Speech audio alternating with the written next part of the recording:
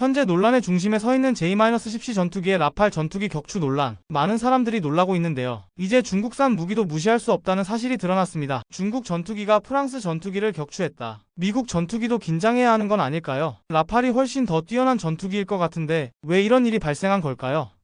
라팔 전투기의 격추로 인해 우리나라의 안보에 미치는 영향까지. 이제 그 이유를 낱낱이 밝혀봅니다. 안녕하세요, 사과나무입니다. 오늘은 많은 사람들이 깜짝 놀란 사건에 대해 이야기해 보려고 합니다. 바로 인도의 라팔 전투기가 중국산 J-10C 전투기에 의해 격추된 사건인데요. 라팔이라고 하면 수천억 원을 들여 도입한 최첨단 전투기인데 왜 이런 일이 벌어진 걸까요?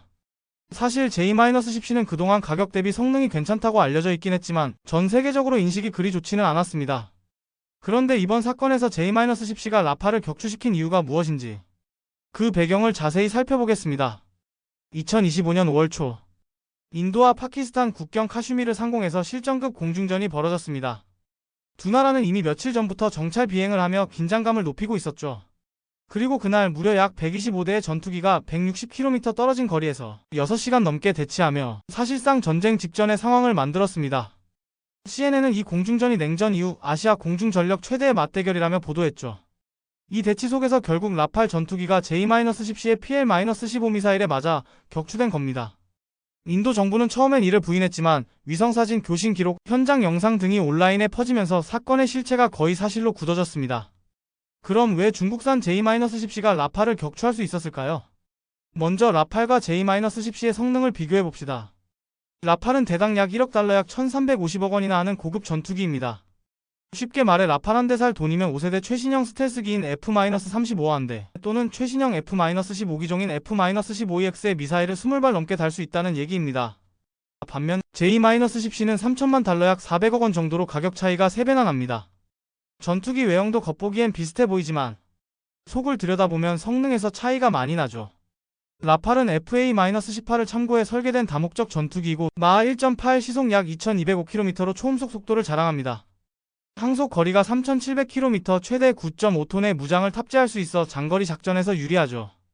반면 J-10C는 이스라엘의 라비, 유럽의 유로파이터, 미국의 F-16 등을 참고해 설계된 다목적 전투기이고 마하 2 시속 약 2450km로 초음속 속도를 자랑합니다. 항속 거리가 2000km로 상대적으로 짧고 최대 6톤의 무장을 탑재할 수 있습니다. 앞서 말한 두 전투기의 성능만 종합적으로 단순 비교한다면 라팔은 J-10C에 비해 가격은 약 3배 더 비싸고 두 전투기 모두 서울에서 부산까지 10분 내로 도착할 정도로 속도도 거의 비슷하지만 라팔이 J-10C보다 항속거리는 약 2배 더 길고 폭약도 약 1.5배 더 많이 탑재 가능하여 작전 반경은 더 넓고 한 번 임무의 효율성이 극대화되며 전투 지속력과 생존 가능성도 더 높습니다. 또한 J-10C보다 더 정밀한 레이더를 가지고 있어 4.5세대 전투기에서도 명실상부한 상위 전투기에 속합니다. 거기다 라팔은 실제 훈련에서 뛰어난 성능을 보여준 바 있습니다.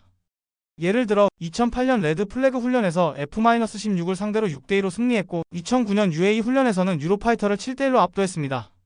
심지어 이 두 전투기의 국제적인 입지 또한 확실히 다릅니다. 라팔은 이미 120대 이상 수출됐고 앞으로도 200대가 더 수출될 예정입니다. 인도, 카타르, 이집트 등 많은 나라들이 라팔을 도입했죠. 그러나 J-10C는 중국과 파키스탄만 보유하고 있으며 파키스탄에 유일하게 30여 대가량 수출 계약을 하고 현재 10여 대가량 수출을 완료하였습니다.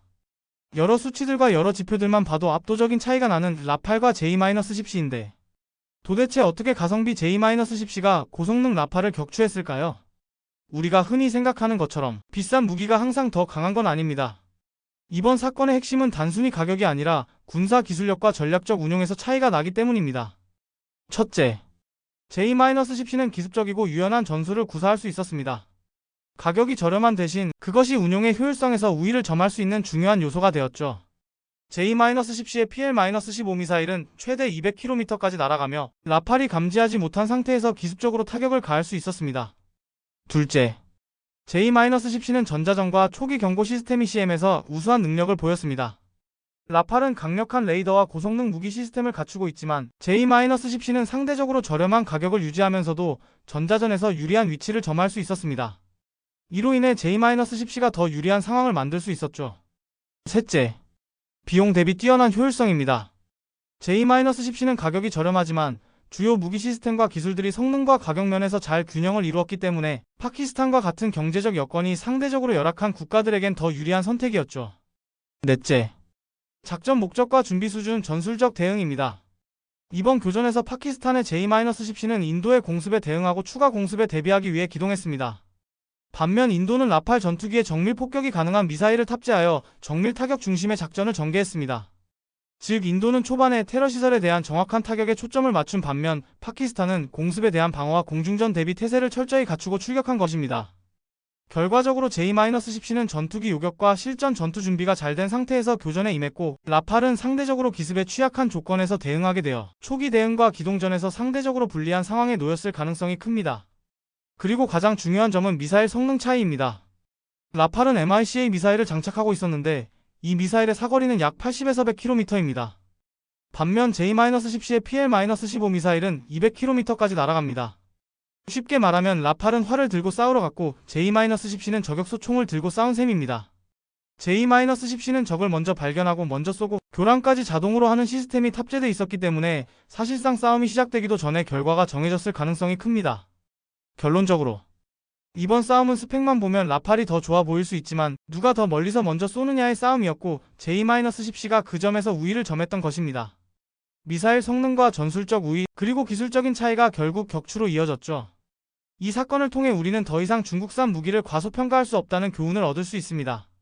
비록 가격은 저렴하지만 J-10C는 그만큼 효율적인 전투기였다는 점을 기억해야 할 것입니다. 마지막으로 J-10C가 라팔을 격추함으로써 앞으로의 변화를 예측해 보겠습니다. 중국 전투기에 대한 신뢰도가 상승하며 파키스탄, 이란, 미얀마 등은 중국 전투기를 더 많이 구매하려 할 것입니다. 반대로 전 세계는 라팔의 성능에 의문을 가지게 되어 프랑스 더 나아가 유럽의 군사무기 판매에 타격을 입을 수 있고 중국은 전투기 기술을 발전시켜 더 강력한 전투기를 만들 거라 라팔은 이에 맞서기 위해 기술 향상을 해야 할 것입니다. 또한 중국은 파키스탄, 미얀마와 군사 동맹을 강화하고 프랑스는 라팔 대신 다른 전투기를 고려하는 나라들이 늘어나면서 군사 동맹이 약해질 수 있습니다. J-10C의 수출 증가도 예상됩니다. 북한을 포함한 중국의 동맹국들이 J-10C를 구매할 가능성이 커지며 이는 우리나라와 중국, 북한 사이의 군사적 긴장을 높일 수 있습니다. 북한이 J-10C 또는 J-20을 보유하면 우리나라 안보에 직접적인 위협이 될 수 있습니다.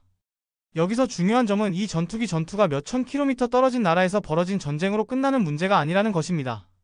몇 년 후, 몇십 년 후에는 중국과 북한의 군사력 강화가 우리의 안보에 심각한 영향을 미칠 수 있다는 점을 반드시 기억해야 합니다. J-10C의 승리는 중국 전투기의 인기 상승과 수출 확대를 의미하며 북한이 이를 도입하면 우리나라 안보에 위협이 될 수 있습니다. 이 모든 변화는 단기적인 위협이 아니라 장기적인 안보 위기로 발전할 수 있다는 점에서 더욱 심각하게 바라봐야 합니다. 이 영상 시청해주셔서 정말 감사합니다. 더 좋은 영상으로 다시 찾아오겠습니다. 구독과 좋아요는 영상 제작에 큰 힘이 됩니다.